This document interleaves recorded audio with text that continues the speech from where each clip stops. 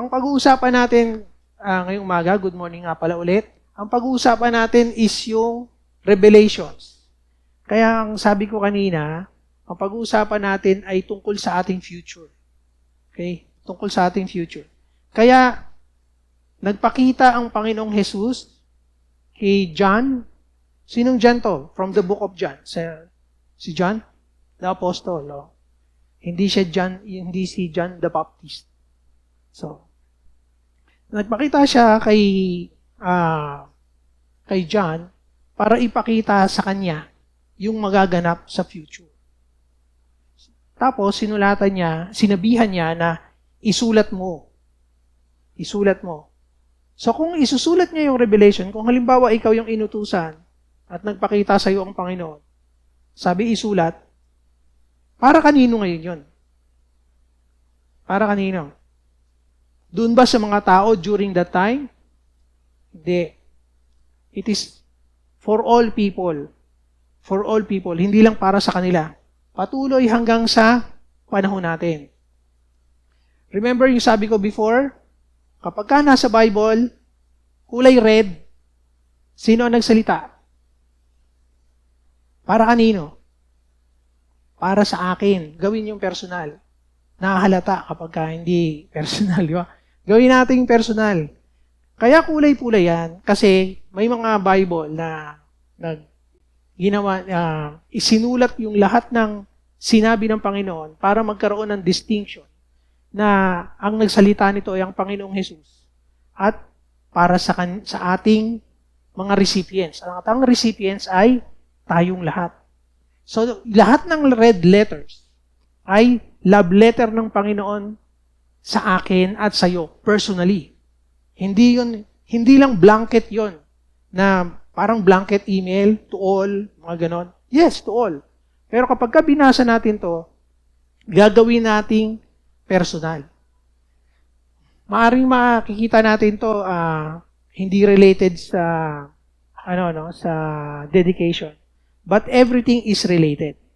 Kung tutusin. Everything is related. So, last week, napag-aralan natin yung first church. Okay? So, bago natin basahin to, pupunta muna ako dun sa Bible ko.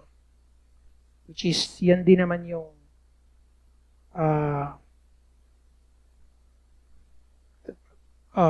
ihanda ko na muna. Dito ba? Yan. Sige. Pero, tungo muna tayo. Tayo ay mananalangin. Salamat, Panginoon, sa pagkakataon, Lord, na muli kami, Panginoon, ay pinagtipon-tipon mo dito sa lugar na to. And I pray na cover us with your precious blood, Panginoon. At hindi makapanaig, Panginoon, ang gawa ng kaaway, ang bulong ng kaaway, ang sulsul ng kaaway, Panginoon, habang dinideclare namin yung word. Hayaan mo, Panginoon, na ikaw ang humipo sa bawat puso ng naririto. Open everyone's spiritual eyes that we may see you, Panginoon. We may hear you clearly, Panginoon, ngayong umagang ito. Gamitin mo lamang ang iyong lingkod, Panginoon, bilang isang mikropono, Lord. At itago mo ako sa lilim ng iyong anino, Panginoon. Under the wings of your protection, Lord. And even this church. O Holy Spirit, saturate this place, Panginoon. Mula maging sa gate hanggang sa kabuuan ng compound na ito, Panginoon. And manifest, Panginoon, in your word, Lord. At maging matibay, Panginoon, patibayin mo ang aming pananampalataya. At, Panginoon, yung ma-discover namin yung mga dapat na message mo ngayong umagang ito, Panginoon, sa bawat individual na nandito ngayon. Salamat ang po, Ama, at itinataas namin ang iyong pangalan, ang iyong glory, Panginoon, in our midst, in the name of Jesus, our Lord and Savior. And everyone say, Amen and Amen. So, palakpakan natin. Sige, huwag na tayo maya. Hindi ako sanay ng may palakpak kasi. So, sa Revelations, na sinimulan ni Kuya Lawrence, ang chapter 2 ay hanggang chapter 3, nagpakita ang Panginoong Jesus kay John at ipinakita yung mga mangyayari at nangyayari during that time sa mga simbahan na itayo na. Okay? So, pinili ng Panginoon 7 churches. So, hindi naman aksidente. Bakit 7? Because according sa mga Bible scholars, 7 is considered a perfect number. Parang sabi ng iba, favorite number daw ng Panginoon, yung 7. Wala namang paborito ang Panginoon kasi lahat naman yung numbers gawa niya. Pero may significance naman kasi pag nakikita natin yung mga numbers na 7, 12, 24, 72, mga ganun, or 70, significant. Merong ipinakikita yung Panginoon, special. So, maaaring sabihin natin na itong mga simbahan na to ay nabuhay during that time at hindi para sa atin itong messages na to. Kasi yung sulat, papunta talaga sa kanila. Di ba? In each church, ang sabi, to the angel in the church of Ephesus. Okay? So yung angel na, maaring ang tinutukoy na angel doon is yung pastor o yung inatasan ng Panginoon na mamuno doon sa church na yun. Kasi minsan, tinatawag ng Panginoon na, halimbawa, ang Panginoong Jesus in the Old Testament, ang tawag niya is my angel. So hindi talaga siya anghel, literally, but pinapatungkulan niya yung kanyang anak because, di ba ang ating mga anak, ang tawag natin, mga angel natin, mga anghel natin. So ganun din yung yung connotations noon. Pero pagka in-apply natin sa church, yung angel na yon, in this occasion, ito yung mga leaders. So sila yung mag-recipient para sa church. Okay? So ito yung mga churches na yon. Kung makikita natin, ang nakalagay dito, Ephesus, tapos clockwise, makikita nyo na 7 sila, na kung may inutusan na herald, yung nagdadala ng balita ang tawag ay herald, di ba?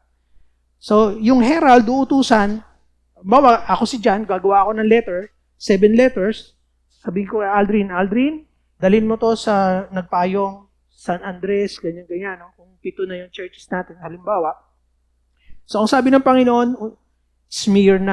Ephesus, Smyrna, Pergamum, Thyatira, Sardis, Philadelphia, and Laodicea. So, papaikot na ganon, which is dapat lang na ganon yung pagkakasunod-sunod para hindi pa patalbog-talbog yung herald, yung mailman, di ba? Kung ikaw yung may dala-dala ng balita, pambihira naman, inutusan ako sa Ephesus, sa Sardis, tapos sa Smyrna, tapos Laodicea, tapos Pergamum, tapos hinuli yung Thyatira. Magre-reklamo ka, di ba? So yan, makikita natin na efficient. Hindi nagkataon lang. Ang pinakikita dito ng Panginoon, hindi lang nagkataon na nandito ka. Sa panahon na to, sa oras na to. Hindi nagkataon lang na, naimbita ako, may handaan. May occasion. Di ba? Hindi. Laging calculated ang kilos ng Panginoon.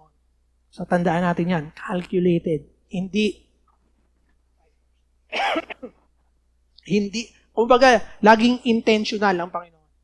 Tayo lang mga tao ang intention natin sa sarili natin.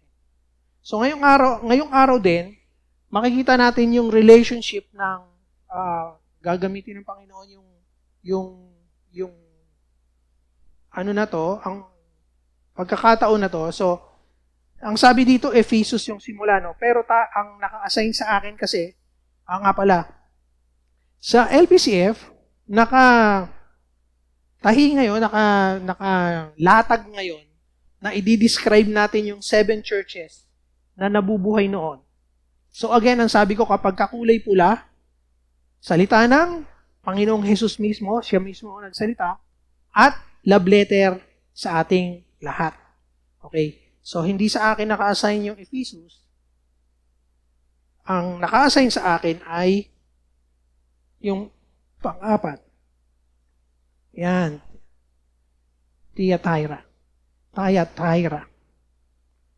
Tira-tira.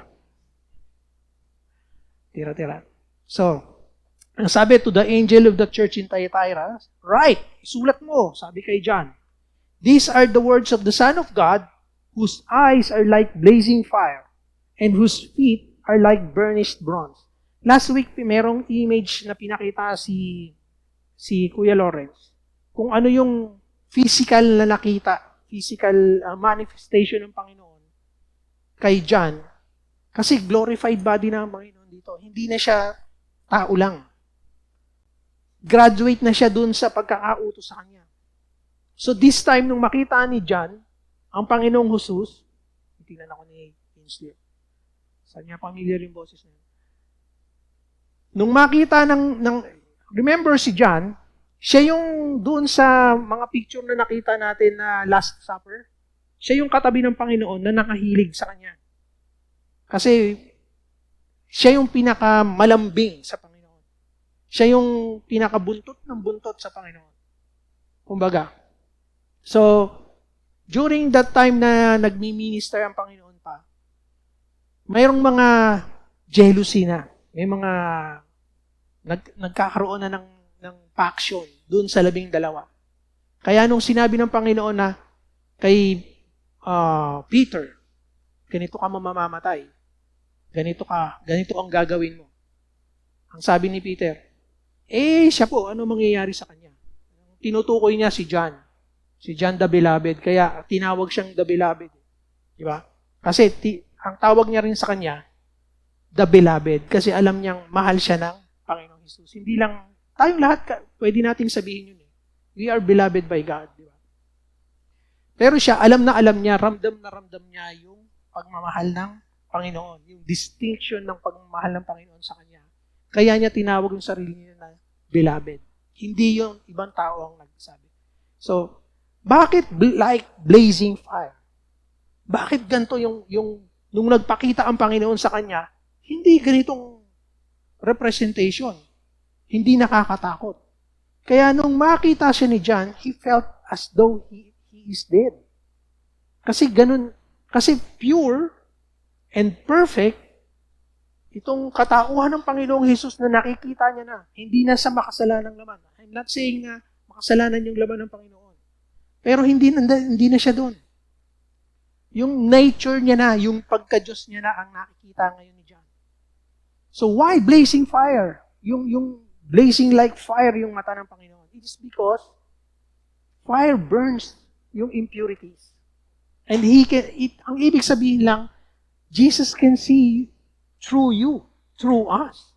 Hindi tayo makakapagsinungaling. Hindi tayo makakapagpanggap. Yan yung malinaw dyan. Because like a blazing fire. Masyado tayo magtatagal pagka inisa-isa ko. So, pass tayo dyan sa burnished bronze na feet. I know your deeds. Punta na tayo dun sa message dun sa church. Tingnan nyo yung pansinin nyo itong church ng Thyatira. I know your deeds, sabi ng Panginoon. So, indication na kagad na alam tayo, hindi tayo makapagtago sa Kanya. Ito, your love, ang inyong pag-ibig, inyong faith, yung inyong pananampalataya, your service, yung pagsunod sa Panginoon, and perseverance. Naalala niyo yung pinag-usapan natin last time sa James? Yung perseverance, dahil sila ay tinutulig siya ng mga tao. Diba? Sa pagiging Kristiyano. Sa pagiging tagasunod ng Panginoon. So, itong church na to, Thyatira, nagsiserve pa rin patuloy. With perseverance. And that you are now, ito pa ang maganda dito, and that you are now doing more than you did at first. Merong isang church dito, sinabihan ng Panginoon, you lost your first love. And I will spew you in my mouth because you are lukewarm. Pero ito, ang Thyatira, halos perfect. Huwag nyo lang muna tingnan yung I have this against you. Parang, kung baga sa LPCF, gusto ko maging ganito yung church natin. Why? I know your deeds. Maaaring hindi tayo nagko-concentrate sa works, pero yung works kasi is obedience. It is the proof na tayo ay merong pananampalataya. Nais natin isipin na tayo ay may matibay na pananampalataya. Pero, Kung puro sa bibig lang yung pananampalataya natin at hindi nakikita sa gawa natin, sa kilos, ang sabi ni James, patay na pananampalataya yun. Fake, hindi genuine, hindi totoo. So kung hindi tayo nagpapatuloy sa Panginoon, maski sabihin natin na, I am a born-again person, meron akong relasyon sa Panginoon. If we don't see that, no, you're not. Diba? Hindi. Parang hindi naman. Yan ang sasabihin ng tao sa'yo, di ba? But God knows kung ano yung nasa puso natin. Kaya nga blazing fire yung kanyang mata. And nevertheless, ang sabi dito, tingnan nyo, maski napakaganda ng church. Ang ibig sabihin dito, there is no perfect church. Ito na yung kasunod. Nevertheless, sa ibang pwedeng gamitin but, sa Tagalog, ngunit, meron akong against sa'yo. Meron akong nakikitang hindi maganda sa'yo. You tolerate the woman, on verse 20 na tayo. You tolerate the woman Jezebel, who calls herself a prophet. By her teaching, she misleads my servants into sexual immorality and eating food sacrificed to idols. Tigil tayo dyan. Nevertheless, I have this against you. So halos parang perfect tong church na to. Ang daming ginagawa, wala kang maipipintas. Pero, arok ng Panginoon kung ano talaga yung nangyayari. Not everyone of us pare-pares ng grado ng pananampalataya at paniniwala because of our culture. Because kung ano yung finifeed mo sa iyo, yun din yung lalabas sa kilos mo. Kung ano yung pinanonood mo sa YouTube, binabasa mo sa mga reels, no? Kung ano yung pinaniniwalaan natin, we select kung ano yung cool, yun din yung lalabas sa buhay natin. Kung paano tayo manamit. Di ba? Paano tayo, maski sa pagsuklay lang. Ganito magsuklay si Brad Pitt. Di ba? Siyang gusto ko. Gusto ko yung gupit ni Keanu Reeves. So, ganito rin ang papagupit ko. Laing anak. So, bakit si Jezebel? Si Jezebel ba buhay doon sa Thyatira? Alam niyo kung nasaan yung Thyatira? Kilala niyo si Lydia sa Acts? Yung convert ni Paul? Si Lydia ay dealer ng purple garments. Ang purple garments, ang ibig sabihin kaya purple is for royal people. Mamahalin. Ang Thyatira ay sentro ng commerce. So, hindi ito very religious na lugar. Kumbaga, sabihin natin kunwari parang Pasig. At maraming nagtitrade. Maraming nabibili. At isa sa mga nabibili dito ay yung mga mamahaling damit. Saan ba tayo nakakapamili ng mamahaling damit dito sa Pilipinas? Saan? SM Aura? Ha? Sa Greenbelt? Sa mga Muslim, mura yun. Sa Shopee. So, hindi pala applicable. So, balik na tayo kay Thyatira. Hong Kong. So, Hindi nung araw, nung panahon namin, yung mga mamahaling damit, ano bang tawag doon? Yung mga nabibili sa Cinderella, mga galing din sa Hong Kong mabibili mo. United Colors of Benetton. Pagka naka-Benetton ka, pogi, parang gano'n. So, gano'n din dito. Yung Thyatira, isang lugar yan na makakapamili ka ng mga mamahalin at magandang damit. So, dyan galing si Lydia. Ibig sabihin, si Lydia, dun sa Acts, may kaya. Mayaman itong lugar na to. Pero, hindi sila primarily religious. So, ang sabi dito, bakit si Jezebel yung pinili ng Panginoong pangalan? Actually, this is a symbolic name. Hindi talaga, why symbolic? Naniniwala akong symbolic lang. Kasi yung history ng name na Jezebel, may hindi magandang connotation sa pandinig ng mga Hudyo. Kasi si Jezebel, by history, is yung asawa ni Ahab na hari ng Israel. Ang ginawa ni Jezebel, anak kasi ito ng pari ng high priest and king. So anak tong si Jezebel at pinangasawa ni Ahab. Itong hari na to, si Etbaal yata, Etbaal, nag-worship kay Baal. So, ang pag-worship kay Baal, nag-aalay ng mga baby. So, mamaya mag-aalay tayo, pero hindi natin papatayin. Hindi natin kakatayin si Esnip, di ba?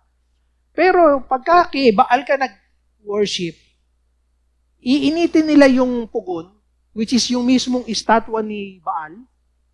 Pagka mainit na, iahagis dun yung bata sa loob. Tapos isasara. Tapos pakikinggan nila yung sigaw at hiyaw ng bata. The more na nahihirapan yung bata na inihain doon, lalo daw silang maririnig nung Diyos nilang si Baal. Karimari-maring, di ba? Imagine niyo yung mga anak niyo. Mamili kayo. Kung 10 anak niyo, mamili ka ng isa doon. Tapos imaginein mo na ihahagis mo doon sa loob ng pugon. Sino dito ang hindi alam ang pugon? Bili kayong pandesal, may pugon doon, yung lutuan ng pandesal. Di ba mainit yun? O ihagis mo si Kingsley doon. Tapos pakikinggan ng mga tao, yung mga nagwo-worship kay Baal, kung gaano katagal at saka gaano kalakas yung iyak ng bata. Ganon. Ayos ba yon? Di ba? Tapos, ang asawa nito, ni Baal, is si Ashtoreth. So, laging magkasama yan. Ito ngayon yung ginawa ni Jezebel na tinulak niya ang buong Israel para sambahin yon. Kasi, si Ahab ay under Desaya na hari. Mas matigas ang karakter ni Jezebel. Kaya kung ano yung gusto ni Jezebel, yun ang nasusunod. Actually, iyakin pa nga. Nguyin to si Ahab. Nung may gusto siya, muwi, malungkot. Di ba? Hindi binigay sa akin yung lupa. Ayaw ba yan? Ano ginawa ni Jezebel? Tumigil ka nga ng pag-nguy-nguy dyan, ang bahala dyan.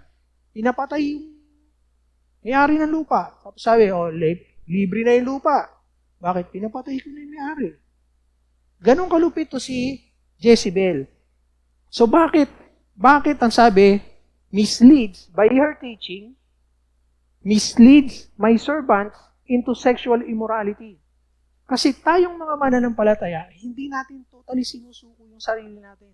Marami tayong nire-retain ng mga cultural traditions na patuloy natin ginagawa maski mali. Ulitin ko. Meron tayong mga ginagawa na pinipili natin gawin pa rin maski mali. Halimbawa, ang gagawin natin ngayon is iaalay natin o i-dedicate natin, pangit ng word na iaalay, parang kakatayin natin si Tabachoy tapos ihahalay, Hindi eh. Ang pag-aalay kasi is dedication. I-dedicate. So, tutukuyin ko na yung maling tradisyon na ginagawa ng mga Pilipino. Baptism.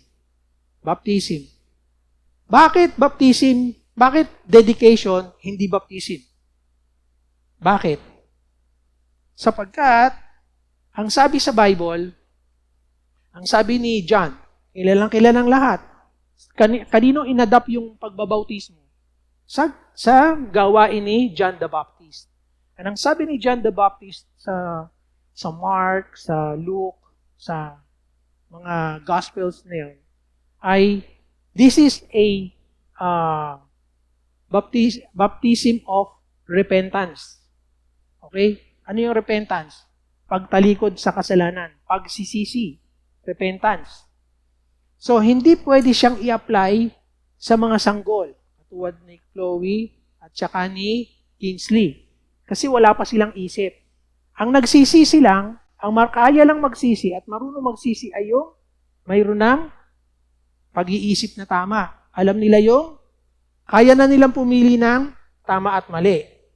So, ang panawagan ni John the Baptist, repent because the kingdom of God is at hand.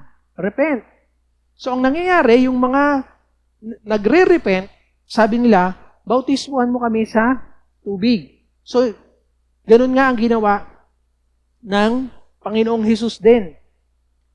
Tatanungin ko kayo, bakit nagpabautismo si Jesus Christ na Diyos sa isang tao na si John the Baptist?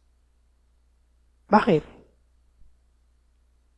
Naalala nyo ang sabi ng Panginoon, I am the way, the truth, and the life.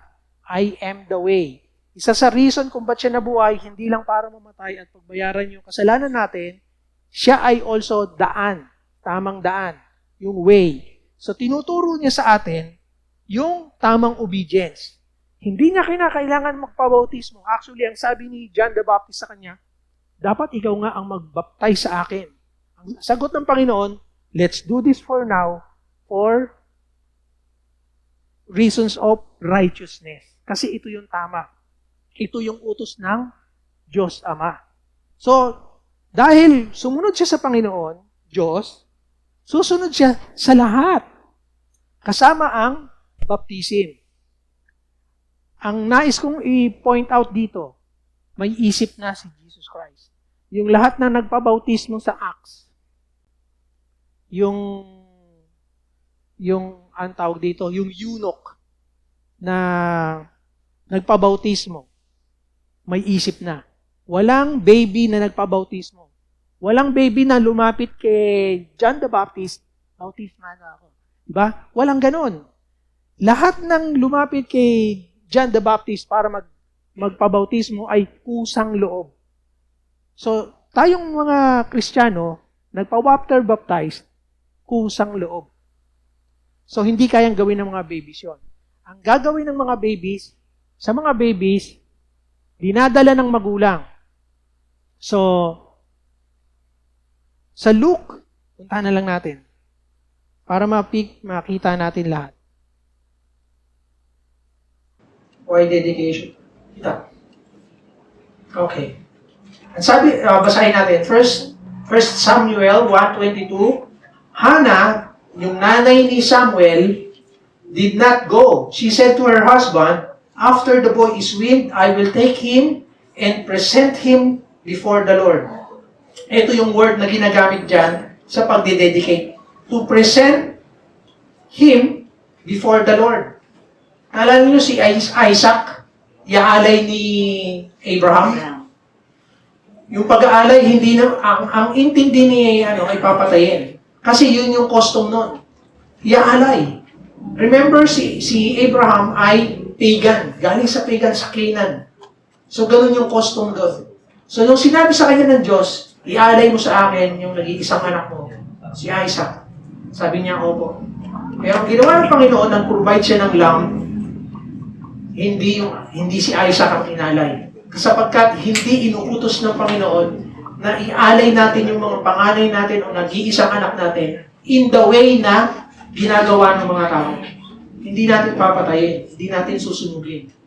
Ang sabi ang nais ng Panginoon is to present him back to the Lord. Ito pa, I prayed for this child and the Lord has granted me what I asked of him. Tayong mga expecting fathers and mothers, or yung tayo pa ay wala pa tayong mga anak, pero couple na tayo, nais natin magkaanak. Ito yung how to start right. Pray for the child. Ask for a child. Hindi yung, na-disgrasya lang. O di may anak na ako. Uy, biyaya ng Panginoon. Pero na-disgrasya lang. Hindi maganda yung start. Di ba? This is the proper way of starting a family. Pray for it. Hindi yung magkakaroon. Pag na-disgrasya, nandiyan na yan. So, pananagutan na. Yun yung mga kultura, mindset, na hindi natin dapat tinutuloy. Dapat putulin natin, lalo't-lalo pa, na nakarinig na tayo ng salita ng Diyos. Tigilan natin, alam na natin mali di ba? So, sa mga anak natin, sa mga magiging apo, sa mga magiging mga future moms and dads, nagkaanak kayo. Pinipilit kayo ng pamilya nyo. Hindi, dapat baptisin. Dapat, tayuan natin yung salita ng Diyos. Hindi ko pa babautismoan yung aking anak. Kasi unbiblical. Hindi idea ng Diyos na magpabautismo ang bata sapagkat hindi pa niya kayang mag-decide. So, ang magde-decide yung magulang, I-dedicate ko sa Panginoon yung buhay niya. Yun yung reason dyan. So, ang sabi dito, so now, I give him to the Lord. Oh, eto yung dedication. I give him to the Lord. Mamaya, ganun yung gagawin natin. We're giving back the life. Sino yung author ng life? Ang Diyos. Sino yung nagbibiyaya sa ano nyo? Sa mga bulsa nyo? Bakit kayo may trabaho? Bakit kayo may kakayanan? Bakit kayo may galing? Bakit kayo may lakas? Dahil sa Panginoon. May trabaho ka, may sweldo ka. Bakit humihingi ng tithes and offerings ang Panginoon pabalik? That is offering. Offering back to Him. Yung kanyang binigay. Ganon yung reason, yung tamang line of thinking sa pag-aalay sa mga bata, pagde-dedicate. Ibinabalik natin sa source ng life.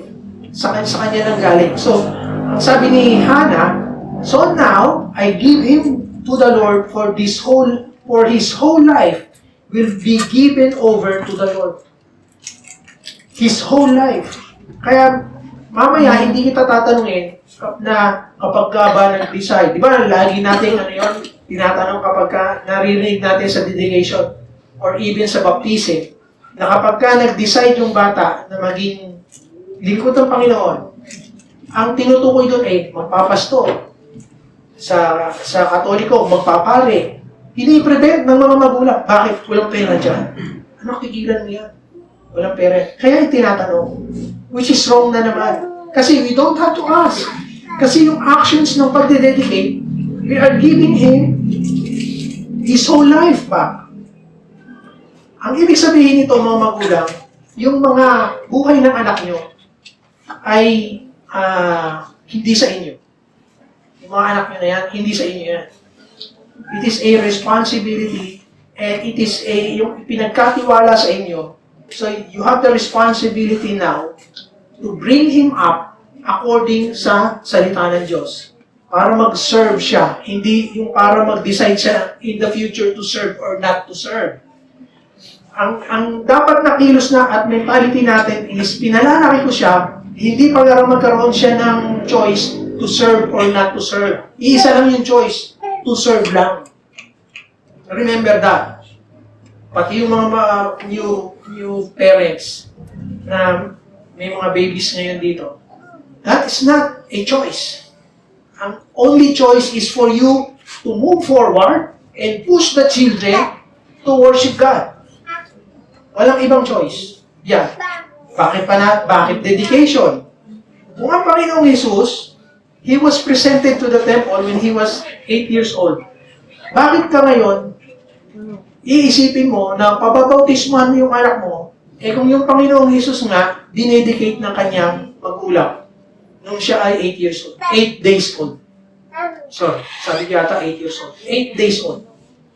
So, meron din bang mga witness? Meron. 2 propeta. Ang sumalubong kay Joseph at kay Mary nung i-dedicate nila ang Panginoong Jesus 8 days old pa lang siya. So, meron din siyang ninong at ninang pala, technically. No? Meron din ninong at ninang because may witness. Pwede natin basahin mamaya, pero wag na lang kasi hahaba pa.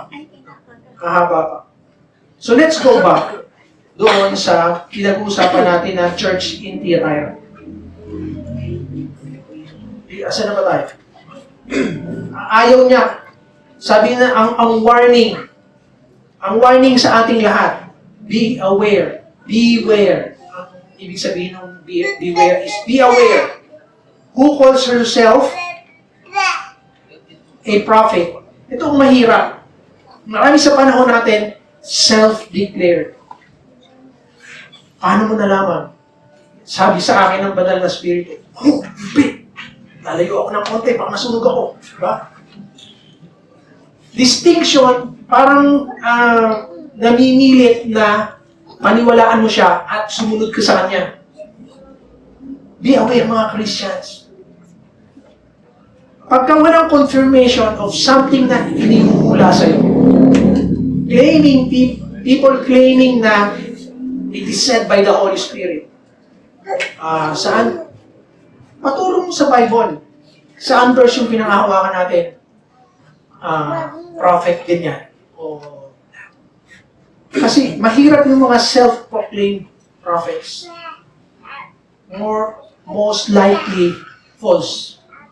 Yung mga self-proclaimed. Ang mga propeta ng Panginoon, they don't say, I am a prophet. Bigla na lang lumalabas. God spoke to me. God said this. Pero dahil kinumpay na ng Panginoon yung Bible, ang mga propeta ngayon dapat, ang hawak-hawak salita ng Diyos, Bible.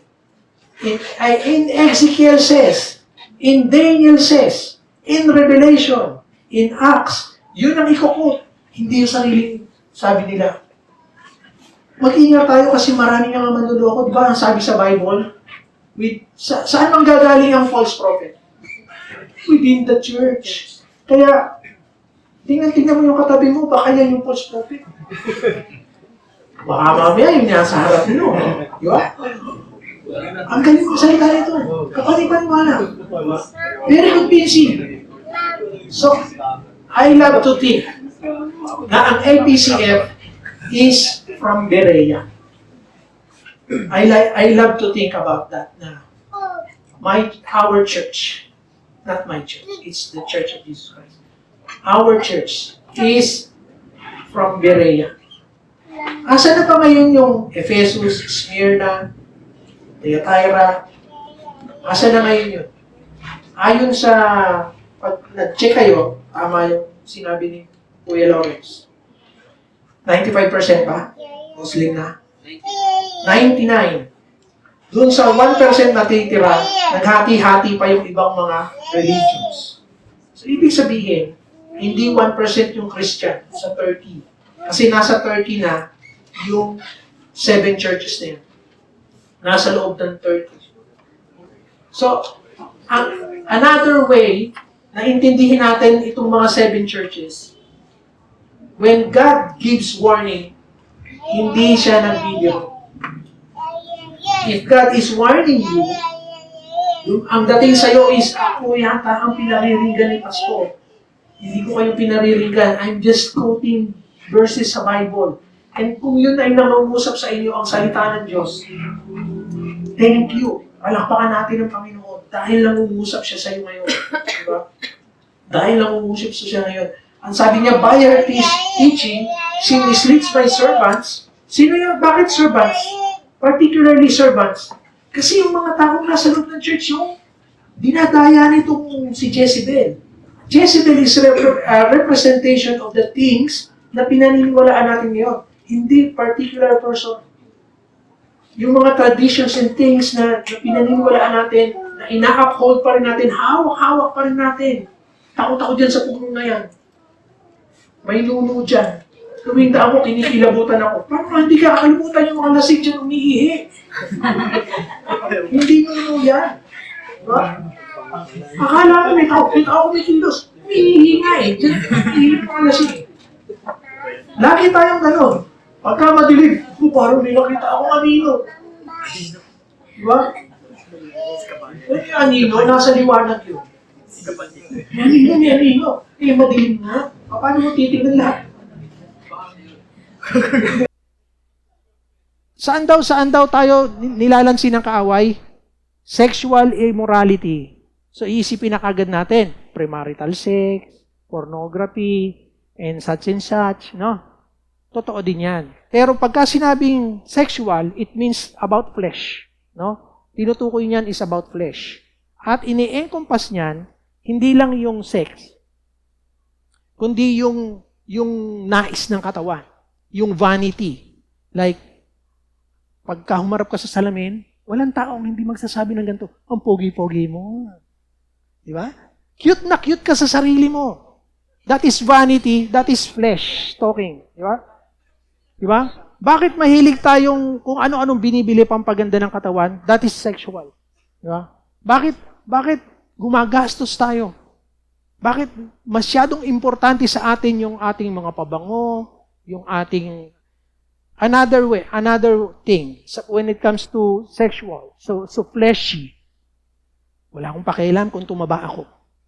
Ang mahalaga, kakainin ko yung lahat ng ramen na yan. Kasi mahilig din ako sa ramen eh. Kaya ako sinample yan.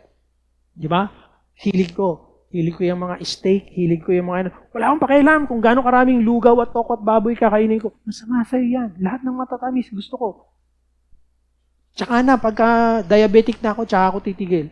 Alam niyo, pagka naging diabetic na kayo, ang hirap na. Kasi tataas na yung sugar mo, pati cholesterol. So lahat, damay-damay because of sugar. Akala niyo, yung sugar,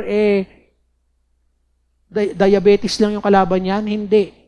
Ang daming kapatid niyan. Hypertension. Tataas yung cholesterol mo. Pagka arthritis, nagsasakitan yung mga tuhod. 30 years old pa lang, meron ng agad, hindi ako hindi ako makakilos. Diba? Paano wala kang patumangga sa pagkain? Diba? Gusto ko talagang ina-adobo yung mga taba ng baboy. Pinaglalangis ko, sinasabaw ko pa nga yan sa kanin eh. Diba? Chewing ko ganun. Ang sarap kumain talaga. Hihiwain ng ganyan yung taba ng baboy. Pag gugulit ko na. Pero ang sarap nga naman. Pagka nakasanayan mong kumain ng mga ganon, ang sarap. So, yan yung mga akala natin hindi harmful sa atin. Hindi directly sinasabing harmful. Pero, harmful sa atin yan, kaya nga pinagbawal. Nagtataka ba kayo bakit ang Muslim tsaka yung mga Hudyo hindi kumakain ng baboy? Kasi pinagbawal sa Old Testament. Kasi nga maraming mga sakit ang nandoon. Maraming parasites, hindi namamatay maski iluto mo. Unless barbecue. Hindi, joke lang. Hindi mamamatay pa rin maski i-barbecue nyo. No? Okay. Kaya nga tumakbo tayo sa eating, sapagkat eating food sacrificed to idols. Ginagawa ba natin yan? Eating sacrifice to idols. When you say eating, it means intimacy. Okay? Ang ibig sabihin yan, magdadain kayo, di ba? Ng husband mo. Hindi invited ang iba. Merong certain connotations yung eating, yung dining, ng intimacy. Halimbawa, di ba, paglalabas kayo ni boyfriend, alam naman di kayo kumain. Pag hindi kayo kumain, bebreakin mo yon for sure. Ano to? Ganto-ganto lang? Magde-date? Tapos, walang kain-kain? Kasi mahalaga yung connection. At nai-establish yon sa pagdadine, sa pagkakain. Hindi lang ito yung, hindi kumain tayo sa Panda, kasi doon Panda Express, dahil gusto ko yun eh. Other than that reason, is yung sabay kayong kumakain. Di ba? So yung may asawa na, di ba, Lawrence? Favorite mo yung kainan, di ba? Oo. Mahirap magluto, kaya bibili na lang sa kanto. Pero kakainin nyo ng sabay. Ganun pa rin. Yun ang reason doon. Sabay kayong kumakain. So when eating food sacrificed to idols, hindi ibig sabihin nakifiesta ka, ay masama na dahil inaalay daw sa idols, which is idolatry. Ang ibig sabihin dito is yung idolatry dito is yung patungkol pa rin kay Baal, yung itinuro ni Jezebel. Wag tayong aalis dun sa idea na yan. Itinuro ni Jezebel yung idolatry, which is sino daw? Yung pag-worship kay Baal. So alam nyo kay Baal, hindi lang bata ang inaalay dyan. Kasi asawa niya si Ashtoreth, nagre-require naman ng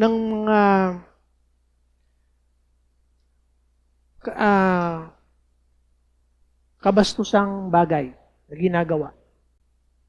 Yun ang inaalay naman kay Ashtoreth. So may mga prostitutes. At ang prostitutes dito, hindi lang babae. May prostitutes ding lalaki. Doon sa shrine nila. Kaya may tinatawag ka na nababasa na shrine prostitutes sa Bible. So ito yung mga yon. Kung baga mag-aalay ka, pupunta ka doon, babayaran mo yung prostitutes, syempre, anong gagawin nyo? Magsisex kayo. Inaalay mo kay Ashtoreth, asawa ni Baal, turo ni Jezebel. Si Jezebel ang nagtuturo niyan. Ito yung culprit. So, ang ibig sabihin dito, intimate, dyan naggagalit ang Panginoon. Kasi ayaw niya. Ang sabi, ano bang utos sa atin? Thou shall not create graven image. I am a jealous God. I will not share my glory to anyone. Yun ang puso ng Diyos. Hindi ko share yung glory ko. I created everything. Ako lang ang dapat na i-worship.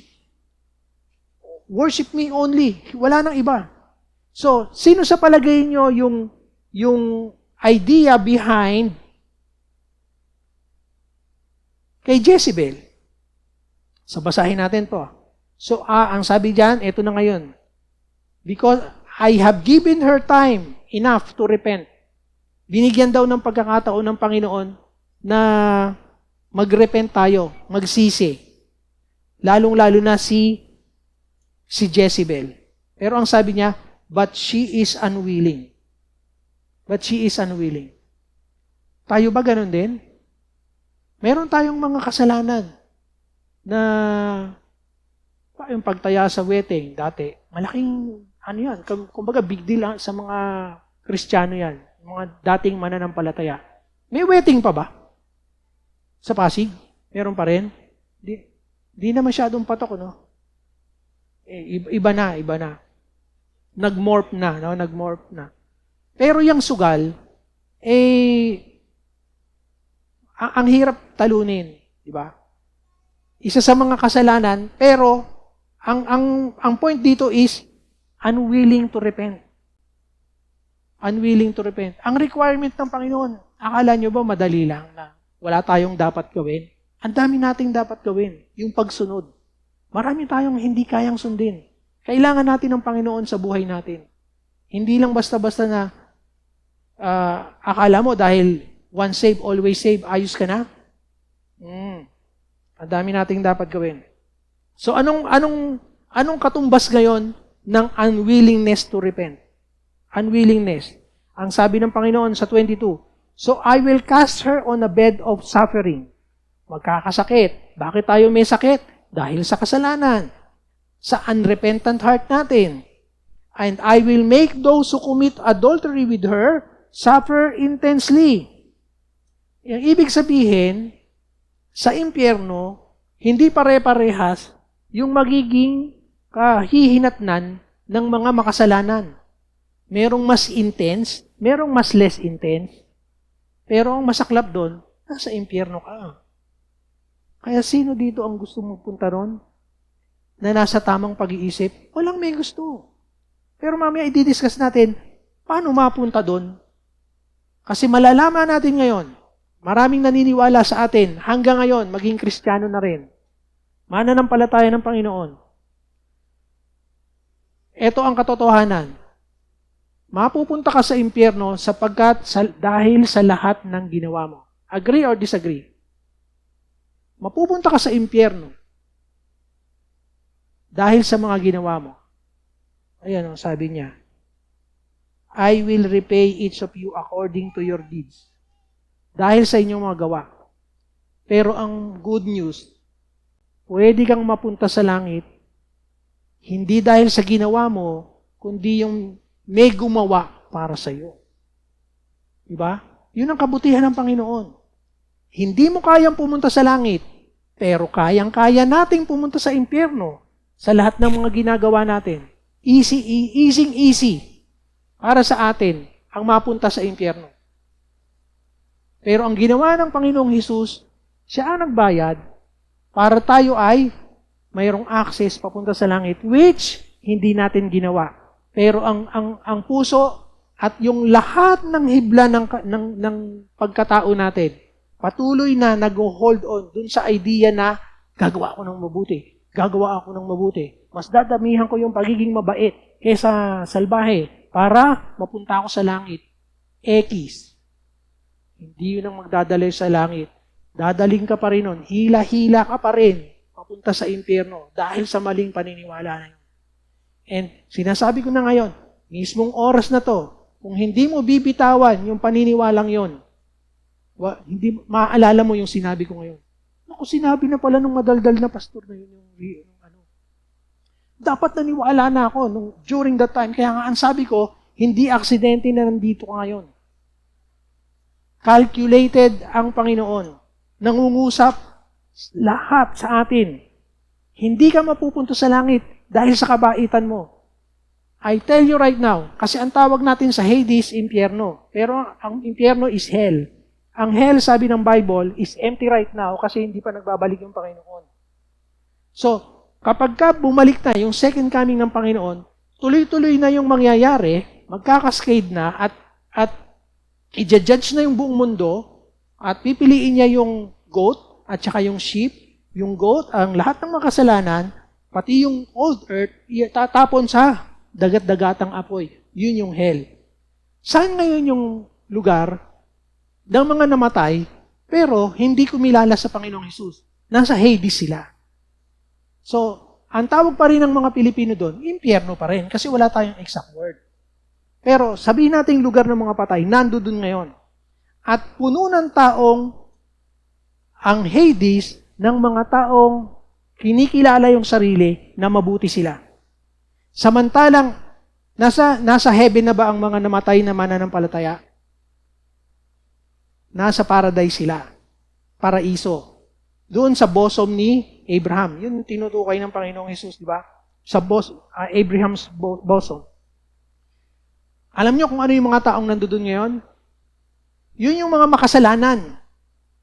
Baliktad, no? Baliktad yung sinasabi ko. Nasa paraiso yung makasalanan, pero kumilala sa pagiging makasalanan nila. Unable akong makapunta rito. I'm disqualified on whatever I can do para ma-deserve ko tong paradise. But, may nagbayad para sa akin para magkaroon ako ng gain ng access dito sa paraiso. Yung mga naniniwala na sila ay mabuti, mabuting tao naman ako, sumusunod ako sa batas, wala naman akong inaargabyado. Pero, tinanggihan ng alok ng Panginoon. Nasaan sila ngayon? Nandoon sila sa Hades. Naghihintay ng Great White Judgment. Nakakatakot. Saan mababasa? Sa Revelation. Meron ba tayong reason? Pwede ba tayong mag-excuse sa Panginoon kapag tayo ay namatay mamaya, nasagasaan tayo? O kung ano man? O bumalik yung Panginoon, whichever comes first? Meron ba tayong pwedeng irason? Lord, hindi ko nabasa yung Revelation. Bakit? Hindi pinabasa ng madaldal na pastor. Hindi nga kami na-push enough para basahin. Minsan nakakalimutan ko na magpadala nung nakaraan. Yung mga verses na pinadala ko sa inyo. Friday, Saturday, Sunday. Uusigin na naman ako ni Lawrence. Kaya bago niya ako mausig, nagpadala na ako yung Sabado. Hindi niyo ako may isahan na yun. Diba? Pero late pa rin. Pero better late than never. Pero huwag natin gawin lagi sa church. Better late than never. Kain na na, tsaka kadadating. Yung salita ng Diyos na kakainin mo, nakain na ng iba. Nagawang ka ng kaaway, di ba? So, ano sabi pa dito? I will strike her children dead. Hindi biro-biro. Yung kapag ka nag-warning ba ang Panginoon, hindi niya gagawin? Babalikan ko, nasaan na ngayon yung mga churches na to? Burado na sa mapa. So, anong ginawa nila? Hindi nila hinid yung warning. Pero I believe buhay pa rin yung mga napuntahan ito. Natalo sila ng kaaway, pero nakarating sa atin yung Ebanghelyo. Hindi ako naniniwala na nawala yung ministry ni Paul dito sa 7 churches. Babalikan natin yung mga yun. Kaya nga yung missions is to go back to Jerusalem, ini-evangelize yung mga Hudyo, ini-evangelize yung mga Middle East, at saka yung each part ng mundo nito is because yun na yung drive ng Holy Spirit. So, dahil tinanggihan, tumanggi yung Hudyo sa alok ng Panginoon. So, ang ginawa ng Panginoon, sabi ng, dito is, analogy dito is, may kasal. Ang sabi nung tatay yata nung kasal, imbitahin mo yung yung mga invited, ano ginawa? I am busy, kabibili ko lang ng lupa, kapatid, kabibili mo lang ng lupa. Kabibili lang ng lupa. Busy ako. Kakapromote lang sa akin. Kinakailangan ko mag-overtime. Sabado linggo. Uprove ko sa management. I deserve this. Tataas ka pa ng kamay. Ni. Ano, papasok mo ng linggo. Bahala na sila sa NPCL. Diba? Kaya na nila yan. Imbis na meron tutok-tok, wala tuloy tutok-tok. O, patik-patik na naman. Ganun-ganun lang naman. Buti na lang, hindi umaayaw si Christian. Si Kuya Edrin. Hindi pa tayo nagkakapena. At hindi pa dumadating yung pagkakataon na magpapakanta si Kuya Day. Let's go. Salamat kami. Kasi, ang ginagawa ng Panginoon, kapag ka ikaw umayaw doon sa ministry na binibigay sa'yo ng Panginoon, ibibigay sa iba. Kaya nung tumanggi yung mga Hudyo, tinanggihan ng Panginoon, kanino pumunta? Sa mga Gentiles, which is, tayo yun. Ay, parang tuloy tayo. Nakakilala tayo sa Panginoon. Alam niyo kung bakit kayo narito ngayon? Hindi dahil sa inyong kabutihan. Nakakilala kayo sa Panginoon dahil sa kilos ng Holy Spirit sa atin. So, hindi natin utang sa sarili natin. Utang pa rin natin sa Panginoon. Sabi niya, then all churches will know. Yun ang purpose ng Panginoon. All churches will know that I am He who searches the hearts and minds. Hindi siya tumitingin sa fake na ginagawa natin. Sa mga services natin na fake. Tumitingin siya sa heart. Hindi natin siya malalansi. And I will repay each of you according to your deeds.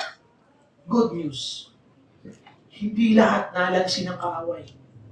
Ang sabi dito, now I say to the rest of you in Thyatira, to you who do not hold her teaching. Ibig sabihin, hindi niya na pinanghiwakan yung mga maling gawain.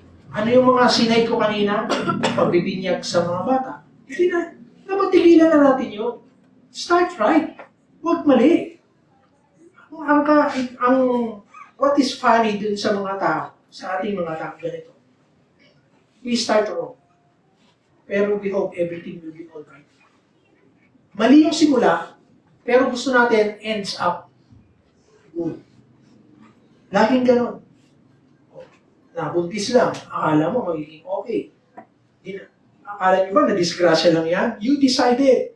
Step by step. Diba? Magbo-boyfriend ka nang wala sa oras. Hindi pa enough yung yung emotional capability mo, hindi pa mature. Lalong-lalo na yung mga boys. Late nagmamature yung puta. Baka hindi nga nagmamature eh. Yung mga lalaki, di ba? Forever boys eh.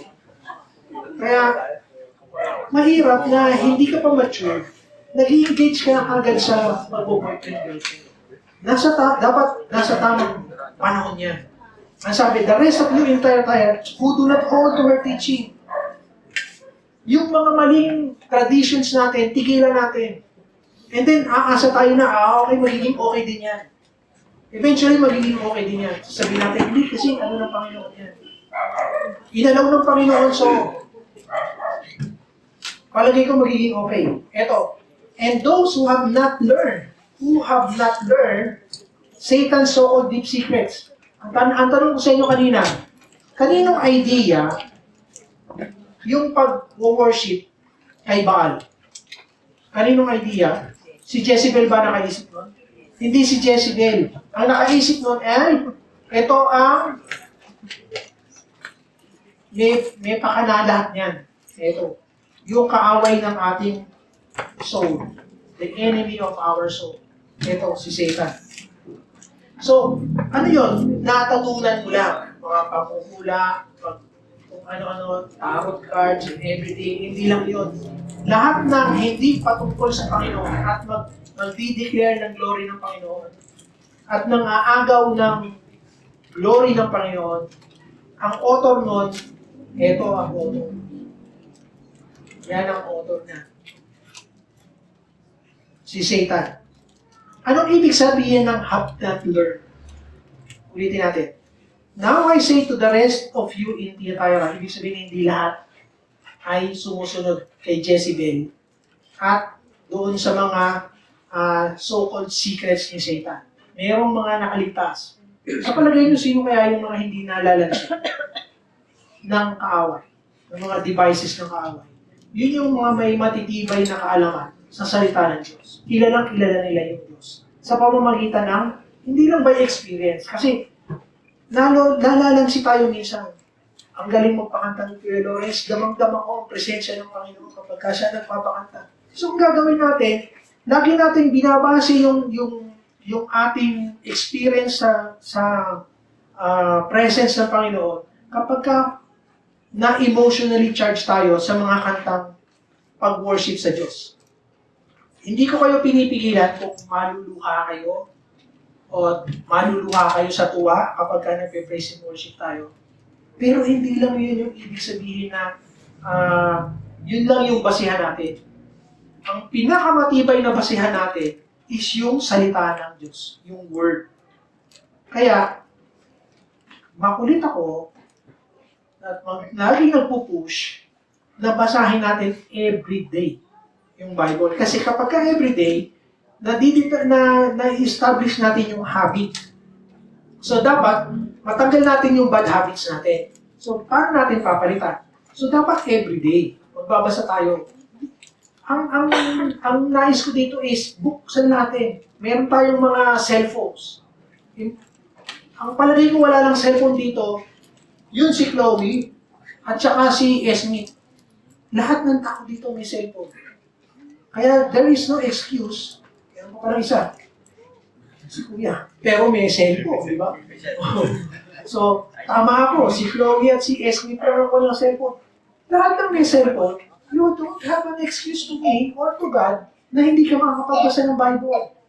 Di ba? Naghihintay ka ng nasa loob ka ng FX, hihintay mo yung punot. Anong iniisip mo? Ayun, naka-reels ka. Reels. Ha! Tawa ka kay Michael B. Kamukha niya si Vizcaya. Ha! Yun.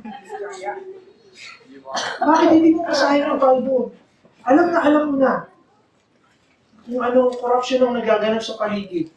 Tapos yun pa rin ang pinanonood mo. Napapire up ka tuloy. Minsan gusto lumabas ng pagka-Andres Bonifacio ko. Simula na lang ako ng ng civil war. Balik na lang tayo sa balaha. Sa mga ginagawa, hindi na lang ako magbabayad ng tax. Bayad ako ng bayad ng tax. Sinisilid lang, binubulsa lang. Diba? Pero hindi yun ang utos ng Panginoon eh. Kung ang Panginoong Jesus nga mismo nagbayad ng tax, dinamay pa si Peter, di ba? So, tuloy lang tayo mga Kristiyano. Nakakainis, pero yung utos sa atin, sumunod eh. Di ba? Igalang yung batas eh. Maski hindi ka gagalang-galang. Sino ang author uli nun? Ididiin ko, eto ang author ng lahat ng yan. At buksan natin yung ating mga mata kung kailan tayo nilalansin yan. Sabi niya, di ba? Just do it. Wow, nice. Di ba? Just do it. If it feels good, it must be right. Sinong may author ng mga yan? Ito yun. Siya ang author niyan. Ang sabi niya, have not learned. Hindi lang ibig sabihin ng have not learned yan. Ibig sabihin itong phrase na to, not practicing. Kasi alam natin eh, nakikita natin. Ang ibig sabihin nito, you're not practicing. Minsan nagbabasa tayo ng Bible, akala natin, lagi natin kinukuha literally. But some phrases have other meanings. Like, katulad nitong have not learned. Para akala natin, inosente ka lang or ignorant ka lang doon sa ginagawa. It doesn't exempt you. Alam nyo ba na ignorance doesn't exempt you from the law? So, maski hindi mo alam yung utos ng Panginoon, and you are ignorant because you're not reading the Bible, it doesn't exempt you. Huhusgahan ka pa rin ng Panginoon. Ganon katindi ang ating situation. Hindi biro-biro yun. Hindi ko alam eh. It doesn't matter, sabi ng Diyos. Mananagot ka pa rin. Pero ang good news, dahil hindi ka kasama ron, sundin nyo lang ako, magbabasa tayo ng Word of God every day, etong mangyayari. I will not impose, kuha tayo ng ibang color. Yan. Blue. I will not impose any burden on you sa lahat ng hindi nag-practice niyan, sa lahat ng sumunod.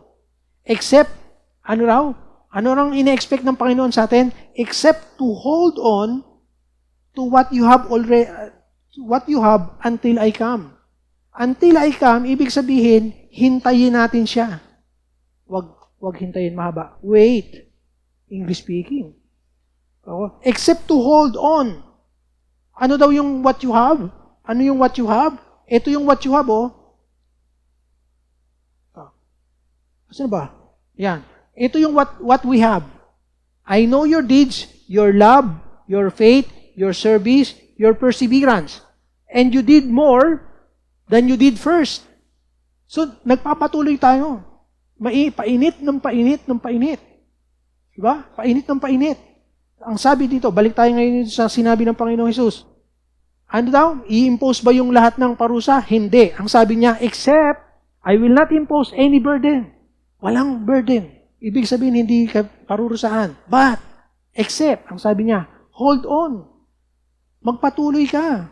Doon sa kung ano yung meron ka na. At yun yung mga meron sila. Faith, love, service, patuloy nagpapainit. Sino dito ang nanghihina na sa pagtugtog? Sa pagkanta? Ito na naman. Ang hirap magpatugtog ni, napaka-demanding magpatugtog ni Kuya Edrin. Diba? Hindi ko naiintindihan. Napapagod na ako. Kaya sasabihin ko na lang, may sakit ako. O, nagtahi-tahi na. Ayaw mong sumunod, tapos nagsinungaling ka na. Nung linggo, may sakit na. Nagkatotoo, nagdilang anghel yung sinabi niya. Ang sabi ng Panginoon, except to hold on. Kung ano yung meron ka. Meron ka ba? Matibay ba yung faith mo? Pag nakikita ko si Tatay Ed, ang ibig sabihin ng faith sa kanya is faith. I take him. Forsake all. I take him. Ang nai-embody nun talaga yung faith. Kasi forsake everything. Diba? Ang sabi ng Panginoon, pagka pinipigilan ka ng pamilya mo, forsake. Pinipigilan ka ng trabaho mo, forsake. Pinipigilan ka ng sarili mo, you have to forsake kung ano yung gusto ng katawan mo. But, follow me. Sabi ng Panginoon, follow me. To the one who is victorious and does my will, up to the end. Kaya nga, we have to wait. Up to the end. I will give authority over nations. Bakit over nations? Kasi sa nilinyal, magre-reign ang Panginoon, hindi lang spiritually, physically. So physically, siya yung siya yung magiging king ng buong mundo. At ipakikita na mabuti ang magiging takbo ng mundo, walang corruption, walang flood control projects na ghost. Dahil ang namumuno, ang Panginoong Hesus. At pagbabalik ng lahat ng Kristiyano, anong sabi niya? I will give authority over the nations. Ito pa ang maganda. Sa palagay niyo ba, madali yung magiging buhay ng lahat during the millennial? Hindi. Ang sabi niya, the one will rule, kung sino man yung parte ng nag-uusap kayong ito, will rule them with an iron scepter and will dash them to pieces like pottery. So meron pa rin hindi mananampalataya during millennial reign ng Panginoon. Hindi pa rin pipiliin ng Panginoon. So anong klaseng government yon? Kung hindi ka susunod, I will dash you like a pottery. Pupulbusin kita. Ang hawak ng mga lingkod ng Panginoon, iron scepter. Hindi lang basta gold, matigas. Ibig sabihin, ang diktik. Ayaw mong sumunod, didikdikin kita. Ang nasunod. Tapos ipapakita ko sa inyo, kung susunod ka, magiging maayos yung gobyerno ng mundong ito. Akala nyo ba maamong tupa, babalik ang Panginoong Hesus? Nung first time na pumunta siya rito sa lupa, as man, maamong tupa siya. Sinunod niya lahat, up to the point na pinagbayaran niya yung kasalanan natin. Sa second coming, King of Kings, Lord of Lords, nakakabayo, daming sundalo. Ba't may sundalo? Ano yun? For the show? Tapos, ang bait-bait? Mabait ang Panginoon if you follow Him. He will reign with an iron scepter at marami siyang mga kasama, at kung naniniwala kang kasama doon, kasama kang may hawak ng scepter, at lahat ng hindi susunod sa Panginoon, idadash mo. Like a pottery. So, mali yung ina-expect natin, no? Akala natin, magiging parang, ano lang, easy-easy. Easy-easy for you, kasi mananampalataya ka, sumusunod ka sa kanya. But, kapag ka kumontra ka, doon sa kind of government, sa kind of kingdom na itatayo ng Panginoon, it's not going to be easy for your life. Mahirap. So, just as I have authority received from the Father, I will also give the morning star. Whoever has ears, let them hear what the Spirit says to the churches. Hindi lang sa church na to. It pertains to all of us. Tayo yung kinakausap nito ngayon. Because we are, nung isinulat to, hindi pa tayo nabubuhay. So sa ngayon, tayo yung recipient nito. Tayo yung recipient. So, sobra ako. Hindi ako tumingin sa oras. Ano ngayon yung dapat natin gawin? Ano yung kulang sa atin? Is to understand this. So, kakausapin ko na yung mga ninong-ninang and everyone else. Kasi pupunta na tayo doon sa part na i-dedicate natin si KC. So, part dedication, heaven or hell.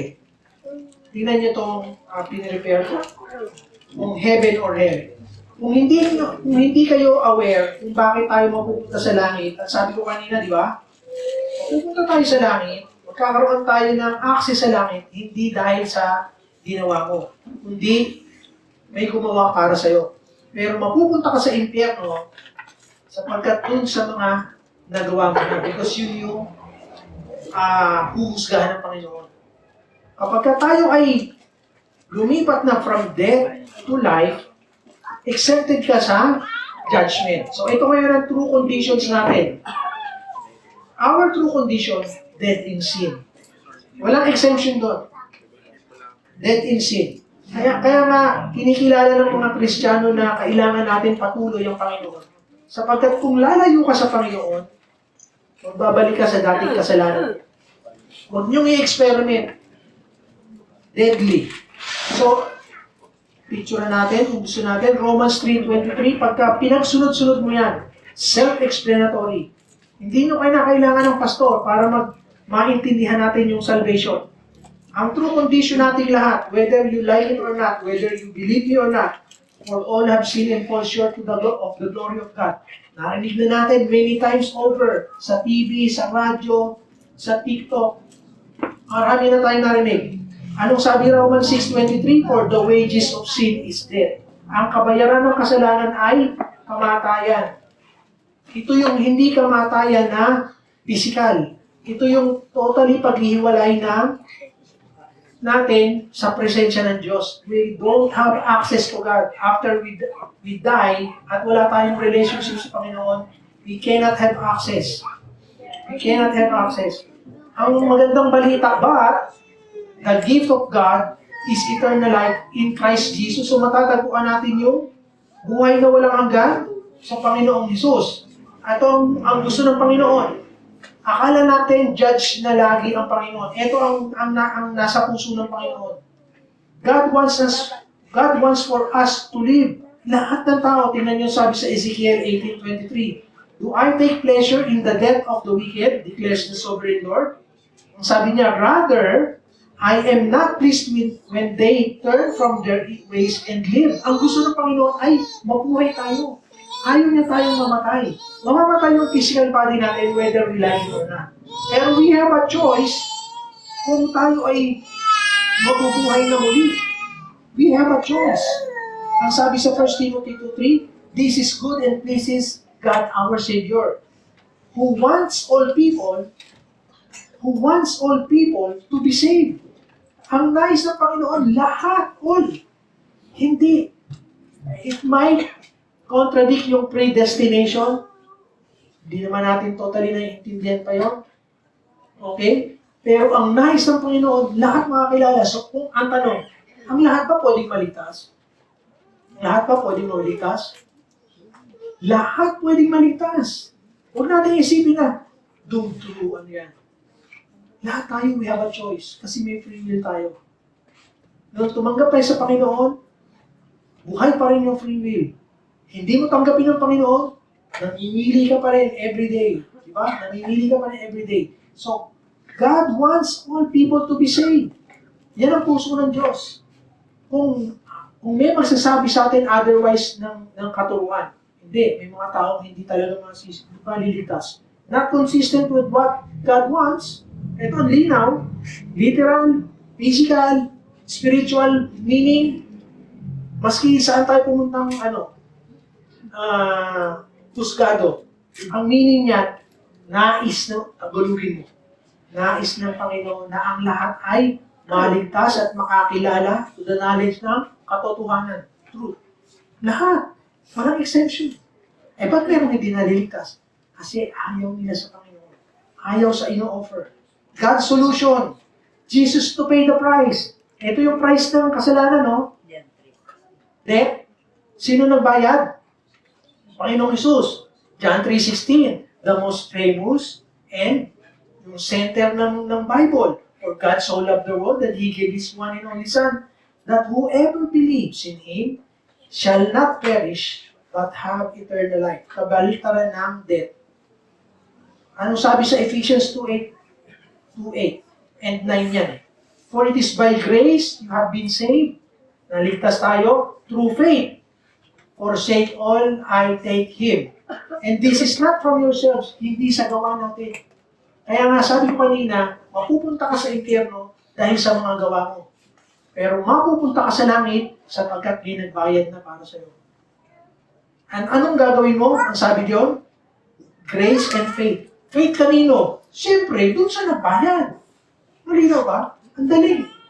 Pag sunod-sunurin mo lang itong verses na to, maiintindihan mo ano yung kailangan natin gawin para maligtas. Not by works, ang linaw, not by works. Para walang makapagmayabang. Walang napunta sa langit, sa paraiso ngayon, na mayabang. Kaya napunta ako dito, ang bait-bait ko, ang galing-galing ko, ako ang pinakamagaling tumugtog.